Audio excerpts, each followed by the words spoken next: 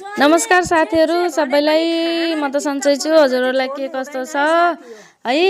कस्तो नेपालको याद आयो हेर्नु नुन कुटेर काँक्रा खान मन लाएर अनि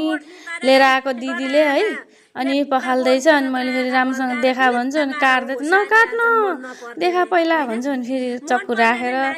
है फेरि देखाउँछ अनि देखायो खायो नभन्नु होला है साथीहरु के गर्नु रमाइलो यस्तै आफ्नो परिवारसँग बसेर सानो चीज पनि शेयर गरेर खान पाए रमाउन पाए कति खुसी लाग्छ छुट्टीको दिनमा है सबै काममा आफ्नो काममा व्यस्त हुने अनि शुक्रबारको दिनमा सबैजना भेट हुने यसरी बनाएर चिरेर नुन खुर्सानी काट लगाएर खान्छौं हामीले दिदीहरु हामीहरु बसेर हरियो धनिया हरियो खुर्सानी कुटेर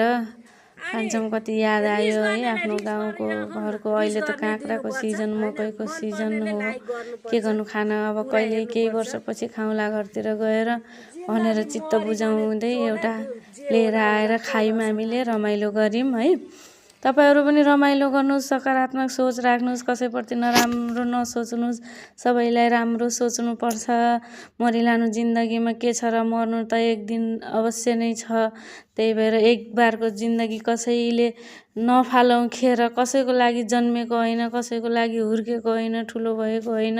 बाउआमाले कति दुःख गरेर जन्माउँछन् हुर्काउँछन् तिनी बाउआमाको बारेमा पनि सोच्नु पर्छ हामीले सबैले है सबैका छोराछोरीले हुन त सोच सबैको एउटै हुँदैन कसैको कस्तै हुन्छ है के गर्नु अनि हरियो धनिया खाएर यहाँ दाँतमा अड्केर फेरि यहाँ हेर्नु त यस्तो पनि भयो पिरो भएर अब पिस्ने सिलौटो छैन